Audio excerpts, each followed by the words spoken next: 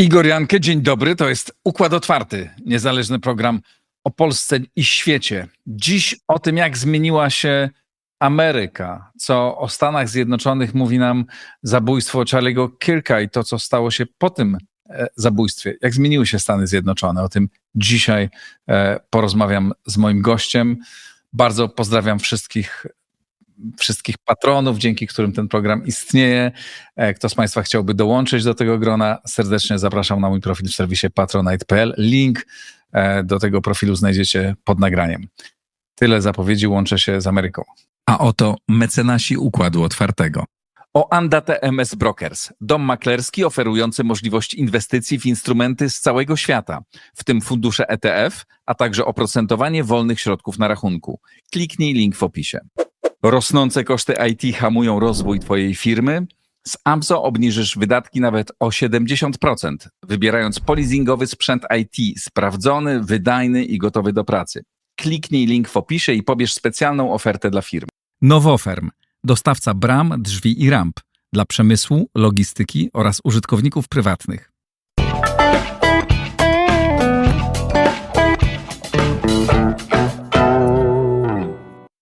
Andrew Michta, profesor Uniwersytetu we Florydzie, także doradca strategiczny Instytutu Wolności i członek Rady Warsaw Freedom Institute. Dzień dobry, Andrew. Dzień dobry, Igor. Dzień dobry Państwu. Zacznijmy od tego tragicznego zdarzenia, morderstwa Charlie'ego Kirka i tego niezwykłego pożegnania, którego mu ta konserwatywna część Ameryki zorganizowała. Co to mówi nam o współczesnych Stanach Zjednoczonych? Wiesz, przede wszystkim może zacznę od osobistej uwagi, to znaczy dla mnie, oglądałem całą ceremonię, to było i z jednej strony naprawdę budujące, widząc ile tysięcy ludzi przyszło na tą celebrację życia i pracy Charlie Kirka. To, co mówiła jego żona, najbardziej mi utkwiło w głowie. Ona cytowała biblijny werset, mówiąc, że ojcze, wybacz im, bo nie rozumieją, co robią. To znaczy, to była nadzieja, to był taki message pojednania.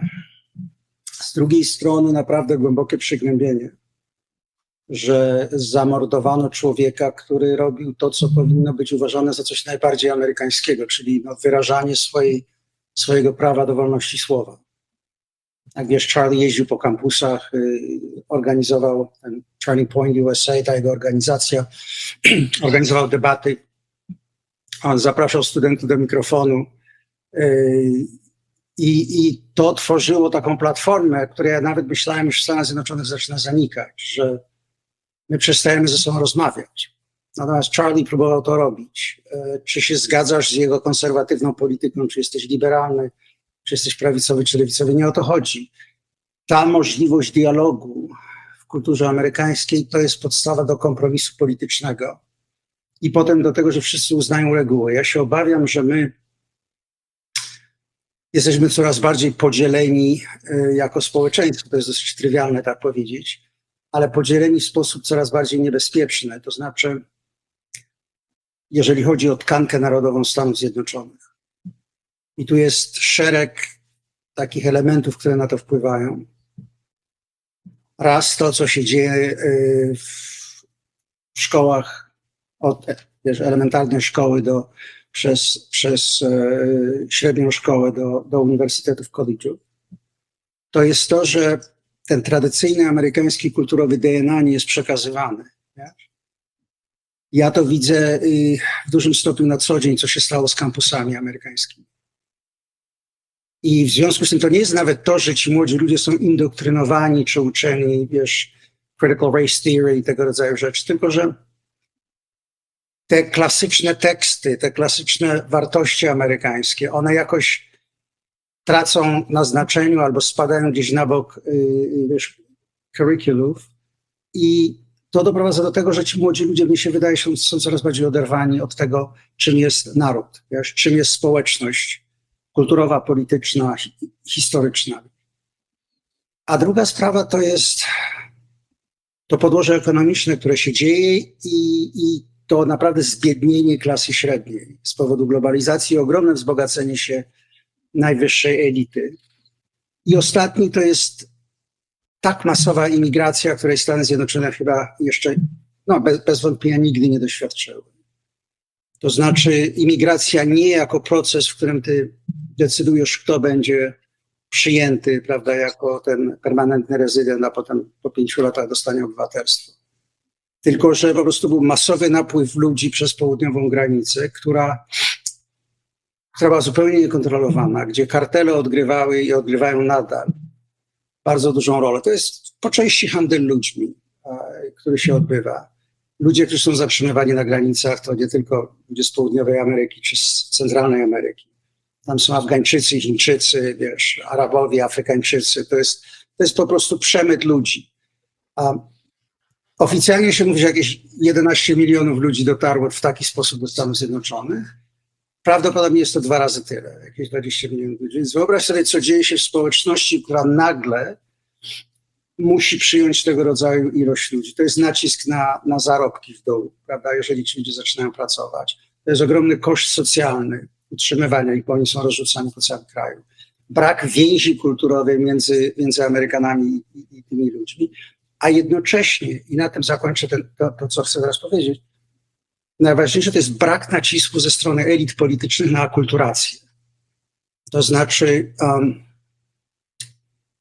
Sam Huntington napisał taką książkę Who Are We? Kim jesteśmy? Pisząc o narodzie amerykańskim. Świetna książka, bardzo Państwu to polecam, jeśli nie czytaliście to, gdzie sam twierdził, że Stany Zjednoczone nie są narodem imigrantów. Po to, żeby imigracja w ogóle mogła zaistnieć, musi być osadnicza kultura, do której ci imigranci przychodzą i w którą się akulturują. I do końca lat 60. Stany Zjednoczone operowały na zasadzie tak zwanego tygla, w którym wszystko się miesza, melting pot, prawda? Po czym nagle to się zmieniło i elity zaczęły mówić o multikulturalności, o takiej misce sałaty, w której wszystkie elementy się mieszają. No, smakuje wspaniale, można to podziwiać, ale one nie schodzą się w jedną całość, bo zawsze te oddzielne elementy można czuć.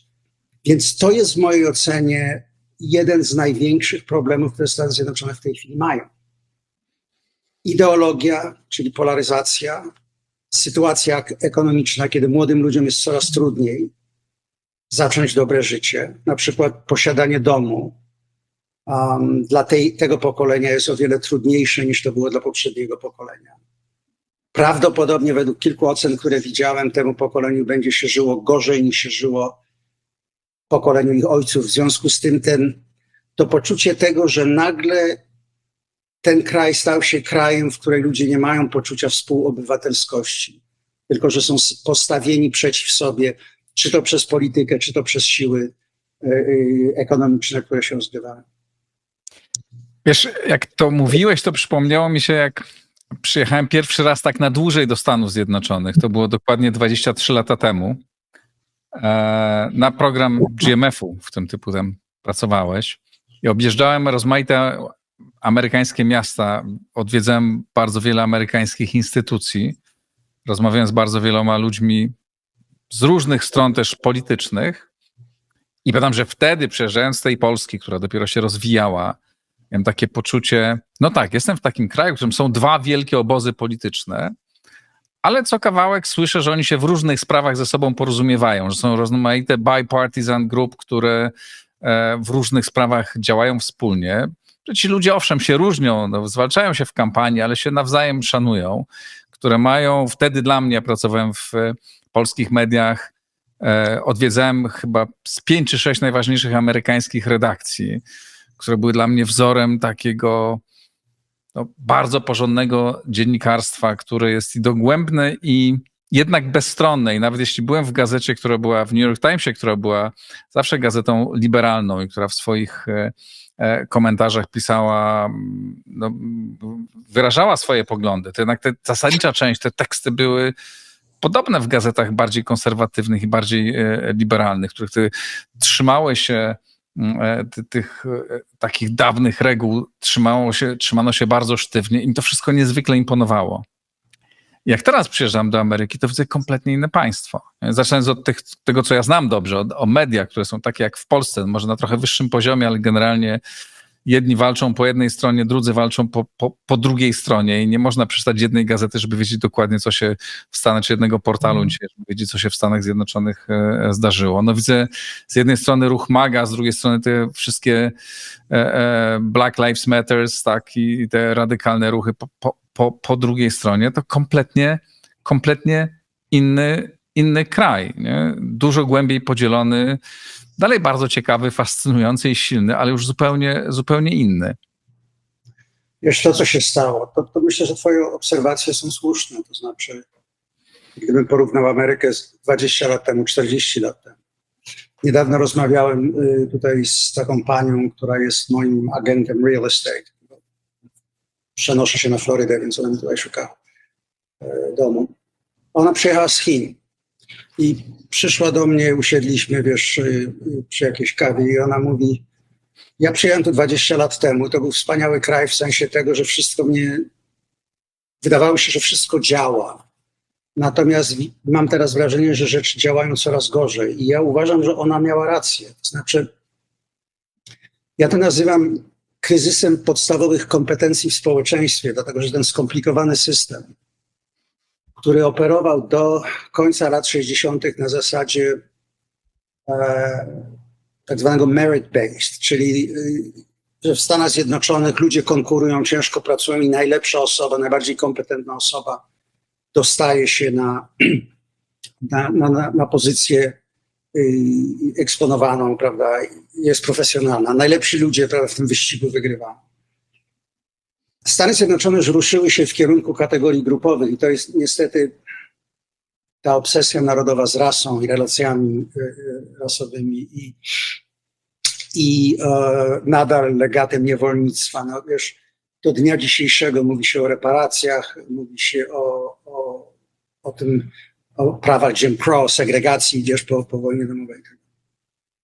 I to, że ten projekt lewicowy, żeby przez tak zwaną affirmative action, a później diversity, equity and inclusion, czyli różnorodność, równość, czy ale nie równość w sensie, że my mamy równość okazji do osiągnięcia sukcesu, ale że równość wyników, że tak powiem, i włączenie, inclusion, doprowadziło do tego, że kategorie grupowe zaczęły dominować decyzje, jeśli chodzi o promowanie ludzi, zatrudnianie ludzi, co jest również bardzo nie fair dla tych ludzi z mniejszości, którzy rzeczywiście osiągnęli swój sukces sami.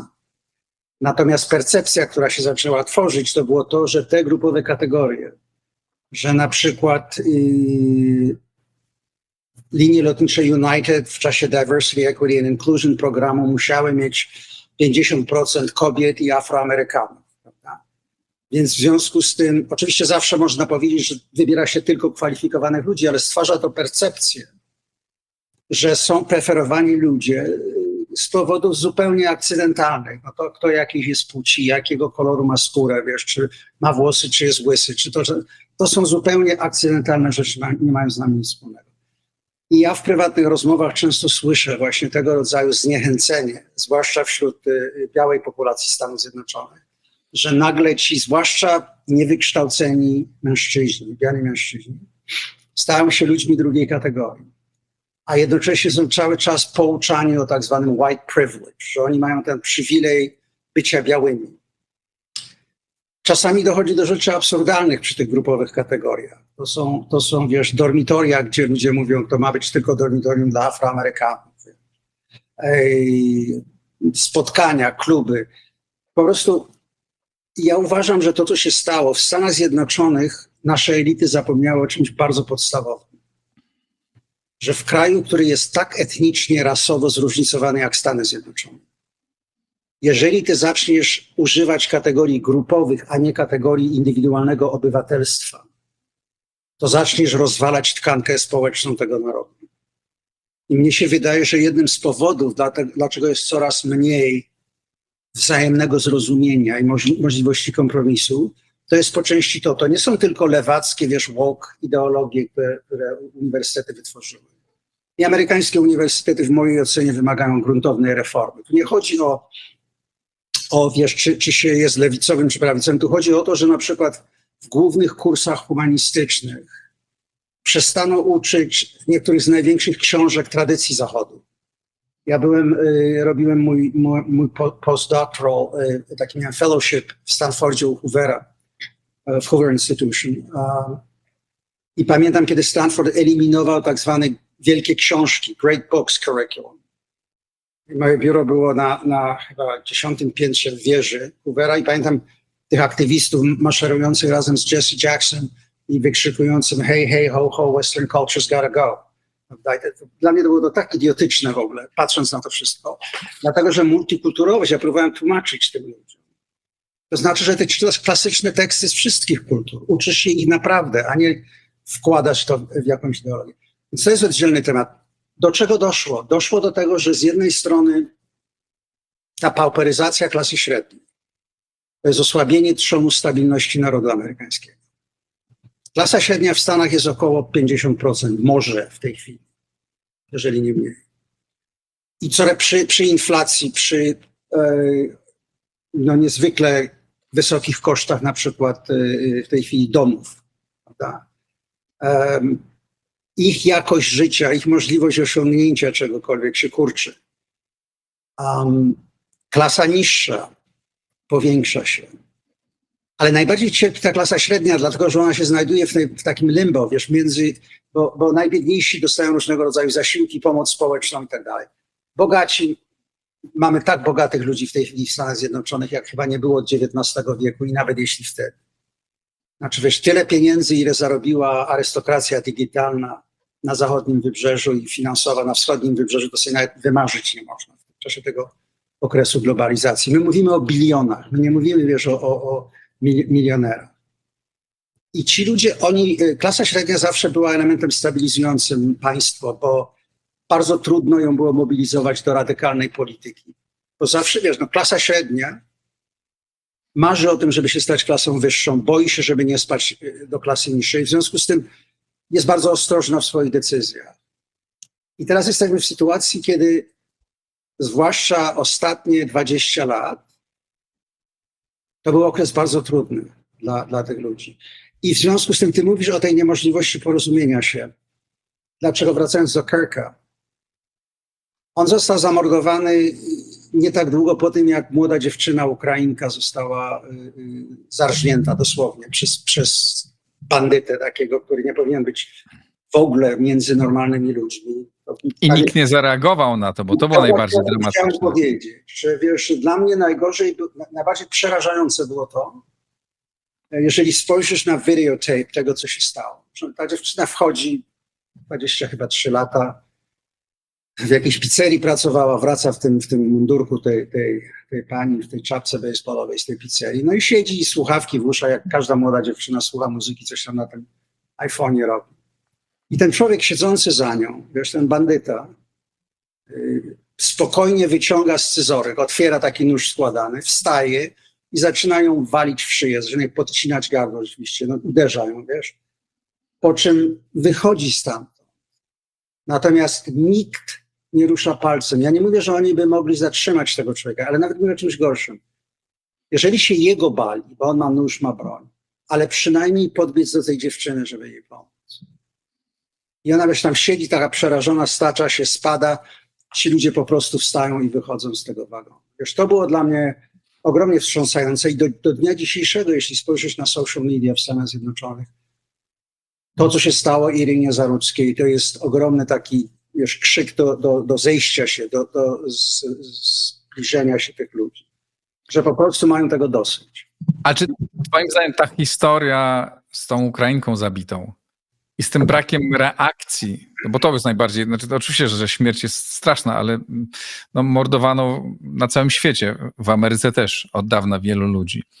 Ale ten brak reakcji, czy to jest coś znaczącego bardzo, czy to jest coś, co też kiedyś nie mogłoby mieć miejsca, czy rzadziej, dużo rzadziej się mogło zdarzyć niż dzisiaj? Bo mi się Ameryka zawsze kojarzyła, właśnie jeszcze podam z tamtego wyjazdu, z takim bardzo silnym zaangażowaniem obywatelskim. Nie? Dla mnie to była niezwykła inspiracja też, dlatego co teraz robimy razem w Instytucie, tak? Znaczy to jest w Instytucie Wolności, że to jest, musimy budować te postawy obywatelskie, tak? Że jesteśmy odpowiedzialni wszyscy za to, co dzieje się wokół nas, za nasz kraj, za nasze najbliższe otoczenie, że musimy reagować w różny sposób.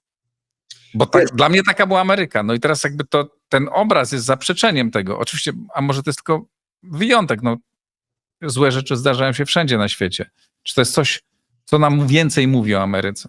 Ja myślę, że ten brak reakcji to jest przede wszystkim rozrywanie karty rasowej bez przerwy w debatach politycznych. Uważam, że to, co jeszcze bardziej będzie niebezpieczne w tym wszystkim, że morderca tej dziewczyny był czarny. Wszyscy ludzie, którzy siedzieli koło niej, również byli czarni. I już widzę komentarze, że oczywiście to dlatego, że to była biała dziewczyna, że tu jest jakiś element rasowy. To jest bardzo niebezpieczne, bo to jest igranie z ogniem tak naprawdę. Pamiętaj, że mniejszość afroamerykańska, jak my tutaj mówimy, to jest tylko 13% całego społeczeństwa amerykańskiego. Czasami inaczej dziś to wydaje, bo w dużych miastach zwykle masz duże skupiska czarnej ludności. I to, co się dzieje, mnie się wydaje, to jest zaprzeczeniem tego, o czym na przykład Alexis de Tocqueville, kiedy pisał Demokracja w Ameryce, bardzo sławna książka, Francuz, który jeździł po Stanach Zjednoczonych wtedy i później opisał to. Właśnie ta działalność małych społeczności, to samoorganizowanie się, to była tkanka społeczeństwa amerykańskiego.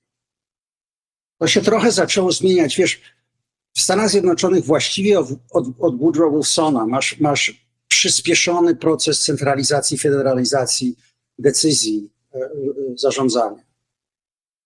Wilson ma, także taki aside, Wilson ma bardzo taką, wiesz, przemiłą, taką idealistyczną etykietę. Polacy go uwielbiają, no bo dlaczego, prawda? Jeden z 14 punktów to było Polska musi zostać niepodległym krajem po I wojnie światowej.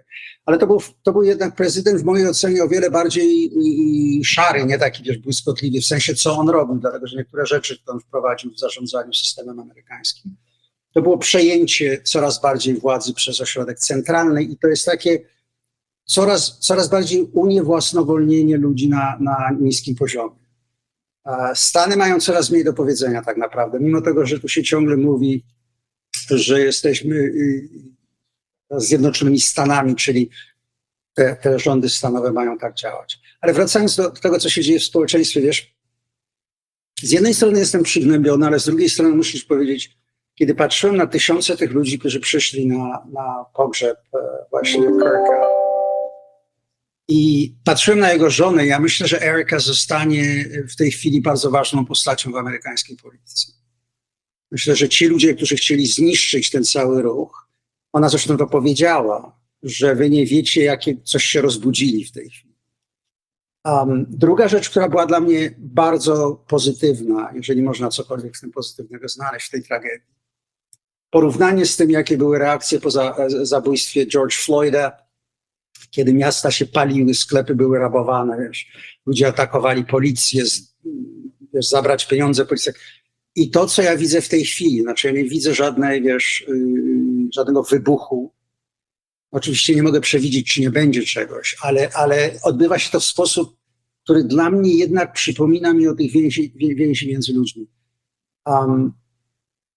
Ja uważam, że Stany Zjednoczone, biorąc pod uwagę, mimo tego, że to wszystko trzeszczy w szwach w tej chwili, mówię o spójności narodu, że te tragedie i to, co się dzieje, zacznie budzić ludzi. To znaczy, że obie partie, zarówno demokraci, jak i republikanie, ale demokraci przede wszystkim, pogubili się. To, że masz ruch MAGA z Donaldem Trumpem, który tak naprawdę przejął partię republikańską, mimo że oni są 40-50% może tego wszystkiego, są różne elementy w partii republikańskiej.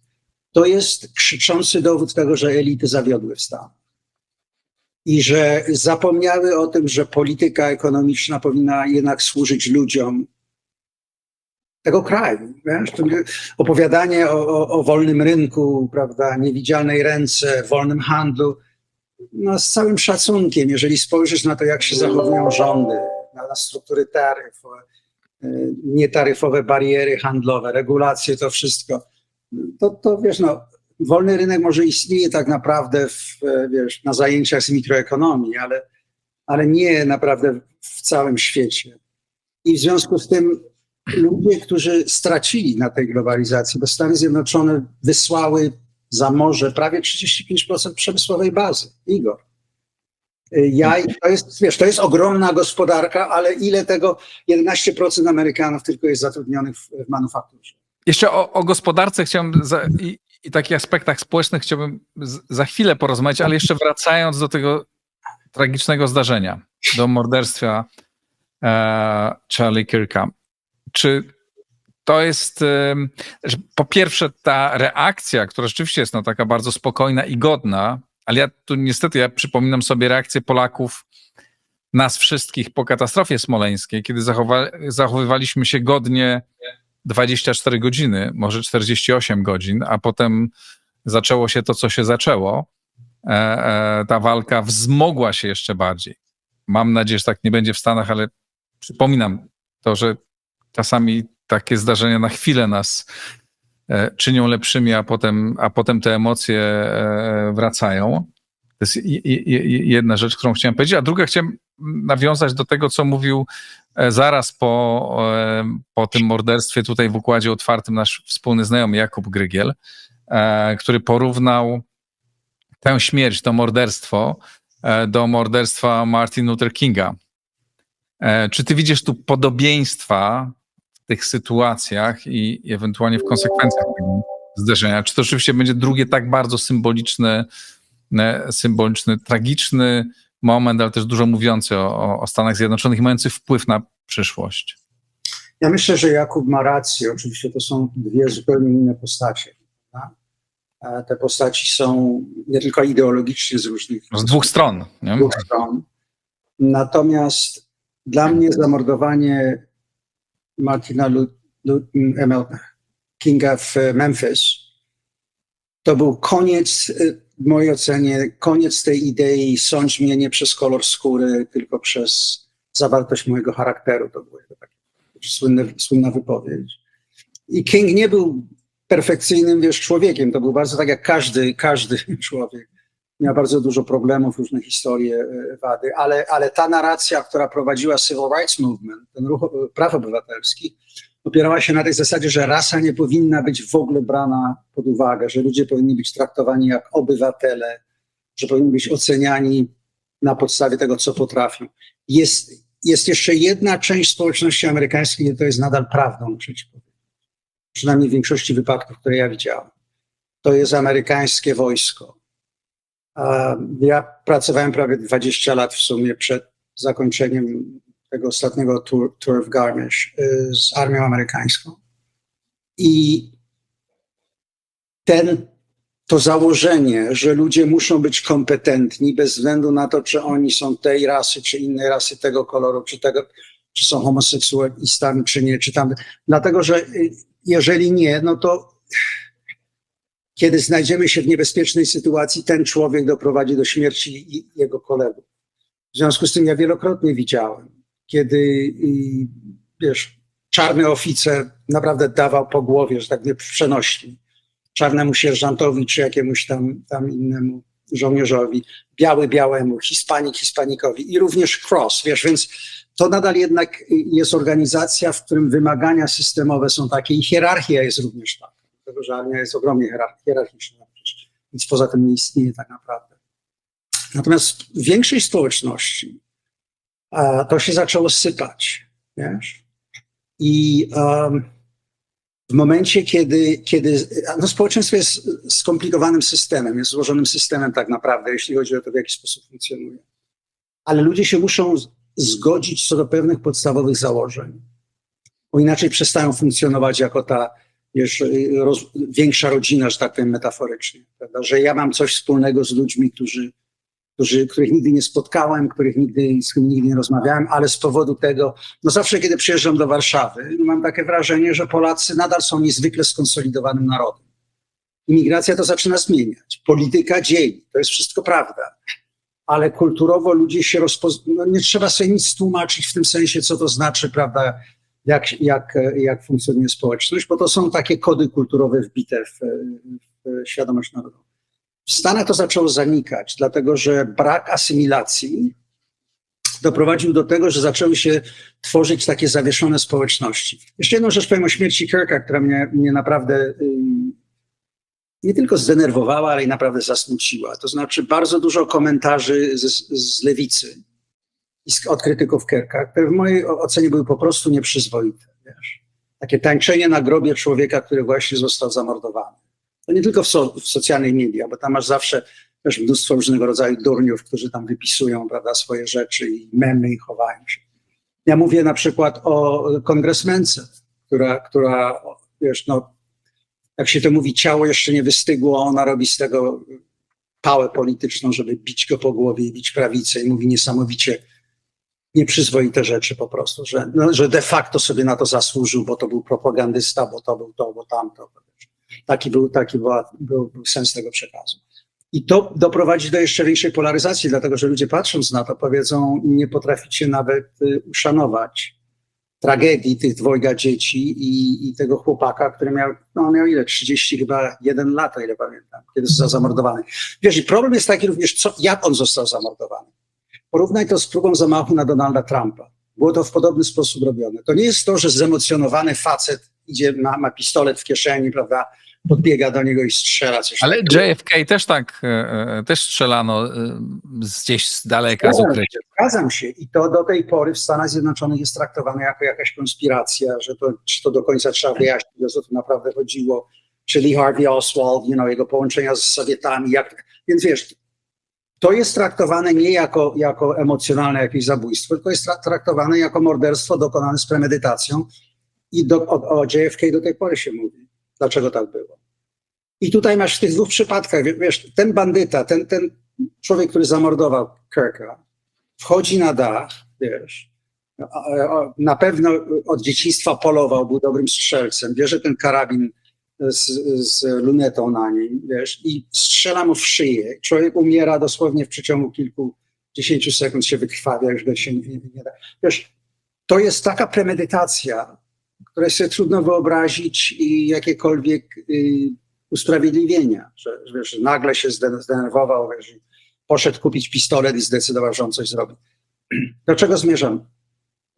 W debacie politycznej w społeczności amerykańskiej było kiedyś tak, że dobrze, kłócimy się, konkurujemy, ty wygrałeś, podajmy sobie ręce, a ja teraz będę ci nogi trzymał do ognia, będę cię sprawdzał, będę się tobie przyglądał, ale uznaję reguły gry.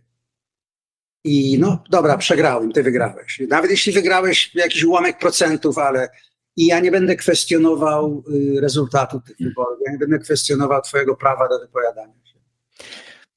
Ale ja trochę...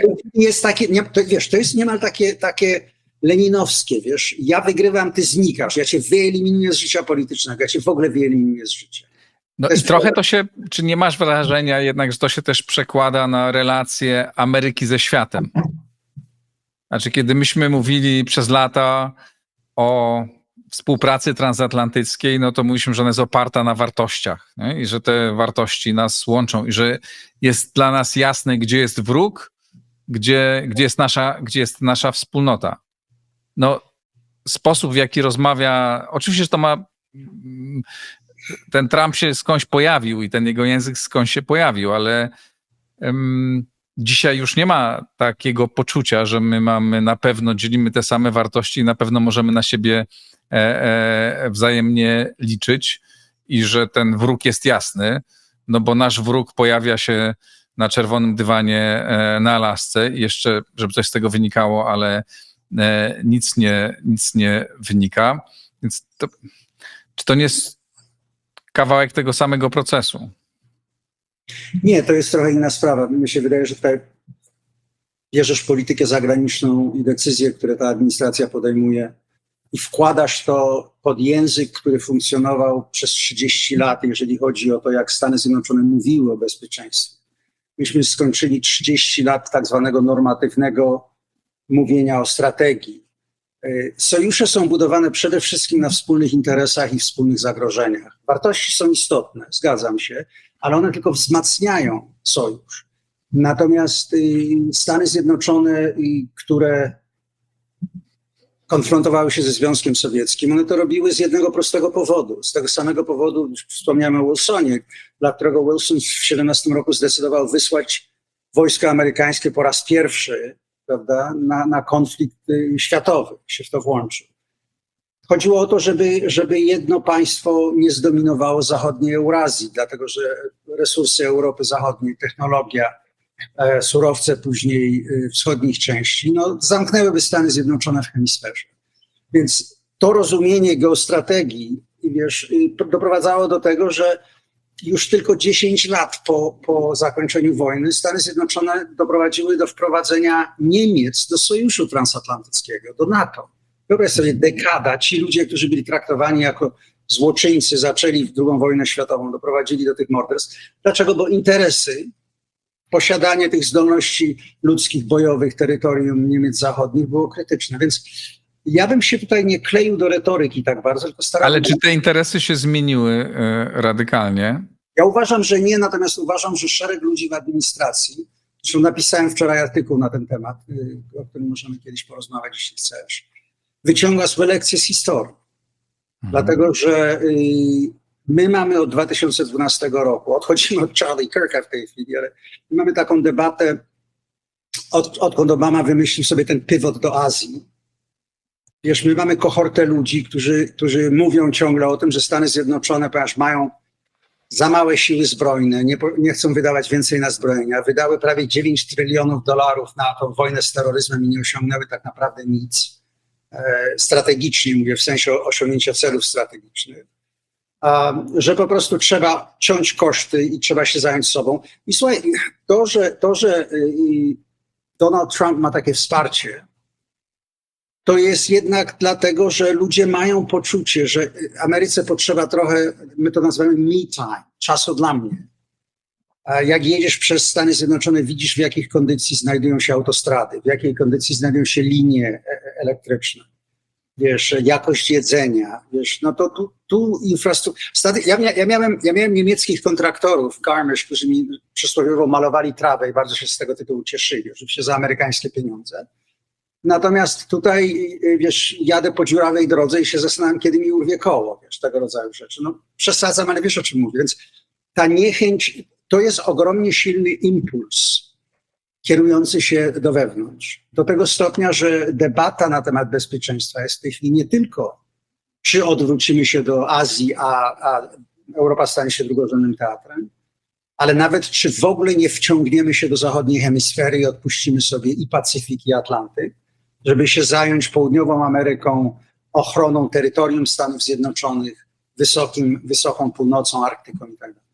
Nie wiem, jak się to rozegra, będziemy wiedzieć po nowej strategii, jak wyjdzie. Natomiast ja uważam, że Stany Zjednoczone wychodzące z Europy, jeżeli by do tego doszło, nie sądzę, że dojdzie w czasie administracji Donalda Trumpa.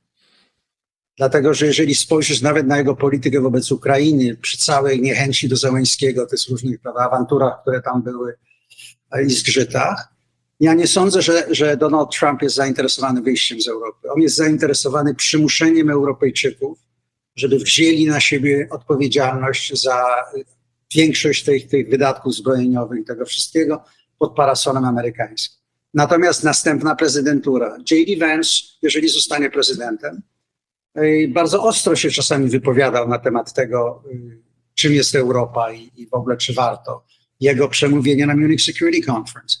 Więc możemy być w sytuacji, że w ciągu 3 lat będzie bardzo poważna rozmowa na temat tego, jak wygląda ta postura wojskowa Stanów Zjednoczonych.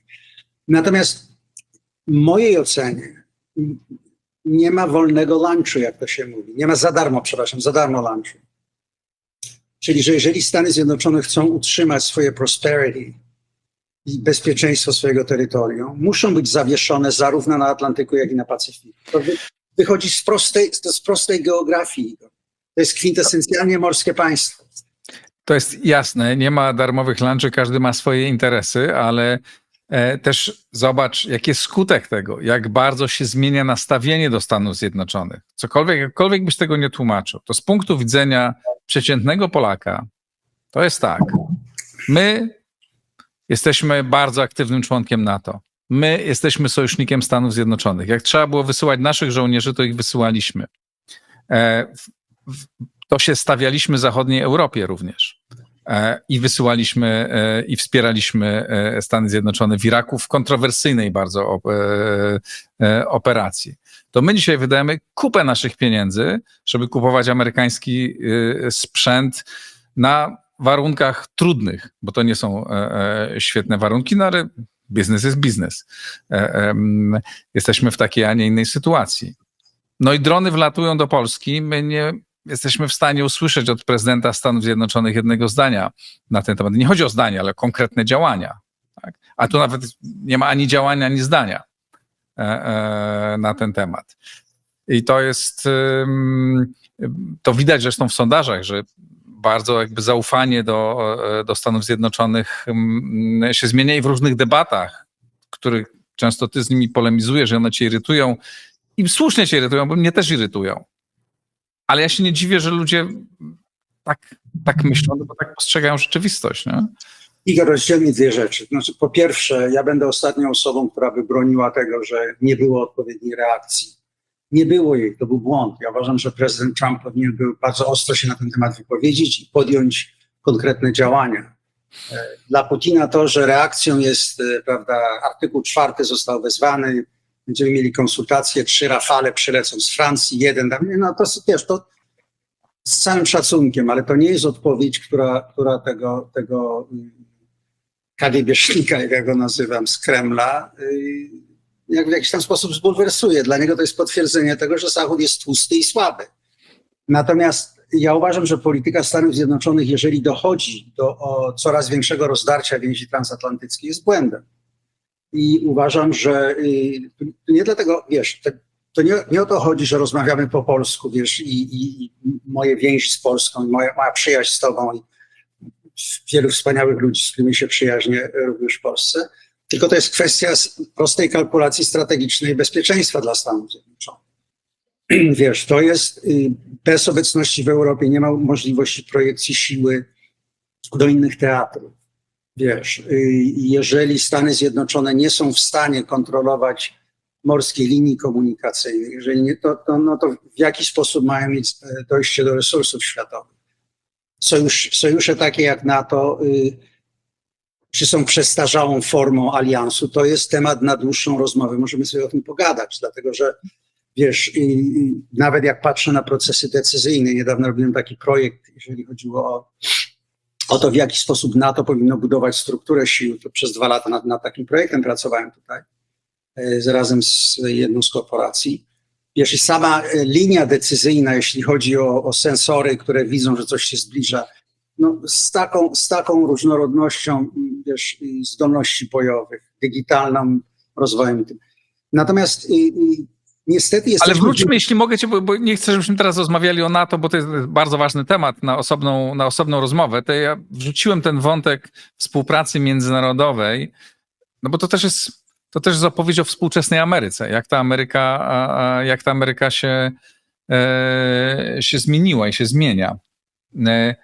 Jeszcze jeśli pozwolisz, chciałbym wrócić do tych wewnętrznych spraw, o których głównie rozmawiamy, też do sytuacji gospodarczej, do sytuacji społecznej, do tego, co mówiłeś o tym niesamowitym rozwarstwieniu, które nastąpiło, że z jednej strony ta klasa średnia maleje, że jest coraz więcej ludzi biednych i ich widać wszędzie w Stanach, nie? I to widać ich tak, no bardzo ich widać, to w Polsce takich obrazków w ogóle nie ma.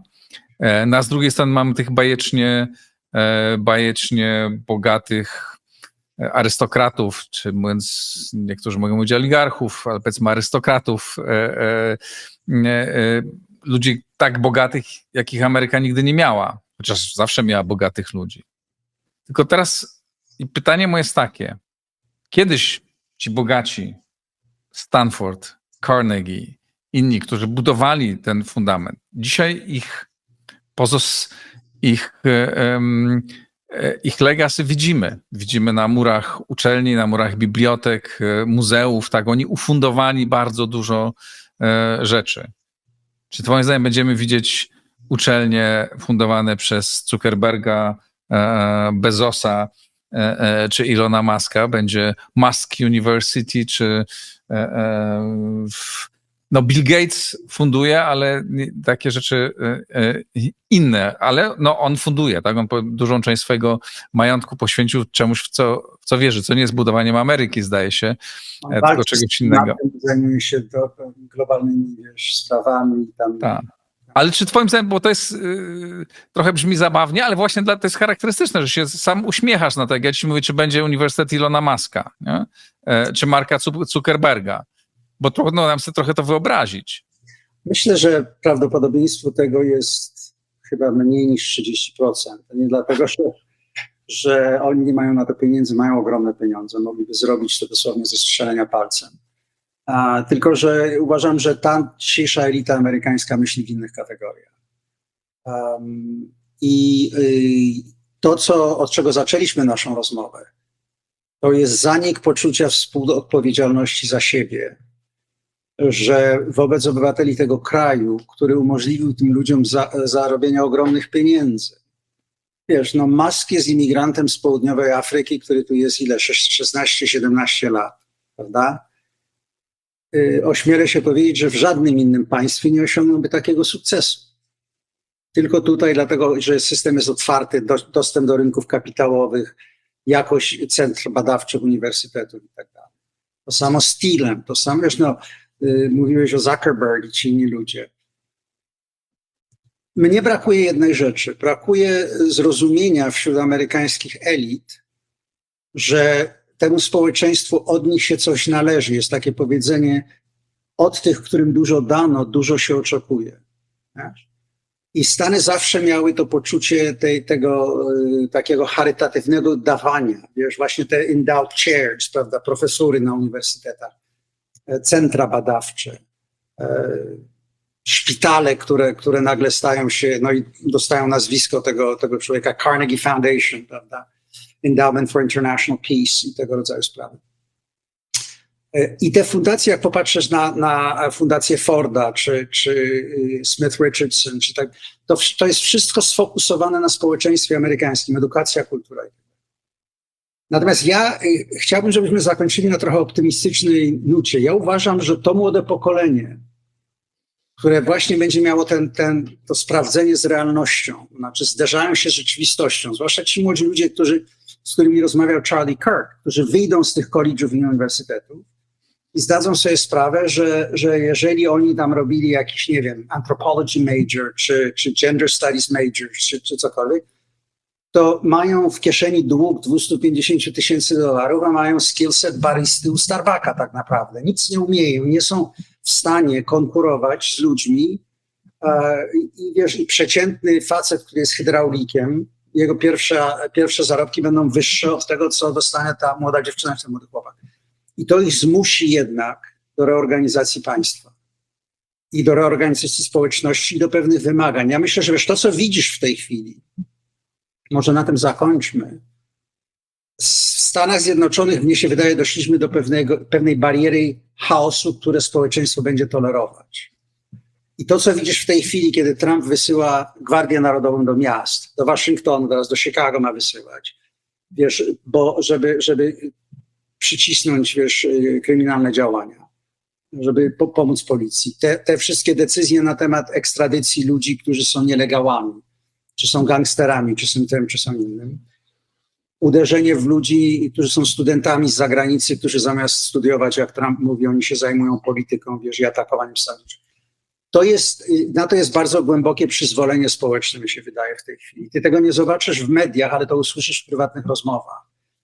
Ponieważ media są raczej centrolewicowe albo bardzo lewicowe, to mówię o tych mainstream, no to tam oczywiście będziesz miał dużo narracji co do opozycji, do tego, co Trump robi. Natomiast mnie się wydaje, że Trump ma bardzo dobre wyczucie, gdzie znajduje się taki środek emocji społecznych i dobrze, to zresztą jeżeli twoi widzowie chcieliby zobaczyć jego wystąpienie na pogrzebie właśnie Kirka, to jest bardzo pouczające, bo tam widzisz, że on wplata całą agendę polityczną właśnie w to wydarzenie. Nie po to, żeby go wykorzystywać, tylko żeby pokazać, że ruch, który prowadził Charlie, jest częścią tych większych zmian. Także ja uważam, że Stany Zjednoczone z tego wyjdą, tylko że to będzie bardzo trudny proces. Kiedyś nazwałeś to trzecim kryzysem Ameryki. Możesz przypomnieć, dlaczego to jest trzeci kryzys Ameryki? Pierwszy, który prawie rozerwał kraj, to była wojna domowa. Wiesz, wojna domowa, która stworzyła... To nie chodziło tylko i wyłącznie o niewolnictwo. To znaczy narracja w szkołach jest, że chodziło tylko i wyłącznie o niewolnictwo. Jeżeli wejdziesz w to tak bliżej, ja znałem Shelby Foote, który był jednym z najlepszych historyków wojny domowej. Jego pradziadek, zdaje się, bił, on był z Tennessee. I wiesz, i on powiedział coś bardzo ważnego, że południowcy trzymają się tych tradycji wojny domowej nie dlatego, że oni są rasistami, czy tam chcą, wiesz, chcieliby, żeby niewolnictwo wróciło, tylko że przegrali. Ja ci opowiem ciekawą anegdotę. Kiedyś jechałem przez Mississippi. W Corinth, Mississippi, wjeżdżam, a tam ci reenaktorzy robią bitwę pod Corinth, Mississippi, wiesz, w szarych mundurach, w niebieskich mundurach, strzelają do siebie z muszkietów, tam jednemu palec urwało, kobiety siedzą w namiotach, gotują, Ja pamiętam, wróciłem i powiedziałem, no i on mówię, z taką arogancją człowieka z Kalifornii, bo ja się właśnie przyniosłem z Kalifornii wtedy do Tennessee. Mówię, słuchaj, kiedy wam to przejdzie? When will you get over it? On się na mnie popatrzył z takim pobłażaniem i mówi, słuchaj, nigdy, bo myśmy przegrali. I mówi, i tobie, który ma korzenie w Europie Środkowej i w Polsce, ja tego chyba nie muszę tłumaczyć. Dlaczego historia, dlaczego nadal się całuje ręce w Polsce, znaczy on tego nie powiedział, ale wiesz, strzela się obcasami jeszcze to i tam. Żarty na bok, więc ten kryzys to było moment, w którym w Stanach Zjednoczonych Południowa Republika po prostu stała się niemożliwa. Gdyby Południe wygrało wojnę, w mojej ocenie miały być dwie republiki amerykańskie, północną i południową. To był pierwszy kryzys. To był pierwszy kryzys i wtedy ludzie zaczęli mówić niepoprawnie po angielsku the United States is, prawda? Stany Zjednoczone jest. No drugi kryzys to był kryzys, który właściwie się zaczął od progresywnej ery, a uderzył w Wielką Depresję, który niemalże rozerwał Stany Zjednoczone i tutaj FDR, szarpiąc mocno w lewo, nowy New Deal, prawda, i później wojna, która rozpędziła gospodarkę. On został zablokowany. To jest trzeci, w mojej ocenie. To jest trzeci kryzys, w którym chodzi tutaj przede wszystkim o to, do jakiego stopnia Stany Zjednoczone są w stanie utrzymać społeczną tkankę narodową. Zakończę na tym, Igor, że ja uważam, że bez mocnych więzi narodowych demokracja jest niezwykle trudna, niemalże niemożliwa, dlatego że nie ma tej współodpowiedzialności za siebie i nie ma tego poczucia, że jesteśmy sobie coś winni. Natomiast myśmy stworzyli system przez ostatnie 30 lat, a właściwie nawet głębiej, prawie przez pół wieku, że przywileje obywatelstwa są ciągle dyskutowane, a obligacje prawie nigdy. Bardzo ci dziękuję. Dziękuję, Igor, dziękuję państwu. Andrew Michta. Dziękuję państwu. Oczywiście piszcie komentarze. Dziękuję patronom. To dzięki państwu ten program istnieje i te rozmowy również z Andrew Michtą mogę prowadzić. Zachęcam wszystkich do wspierania Układu Otwartego. Link do tej zbiórki znajdziecie pod nagraniem. Dziękuję bardzo. Do następnego razu.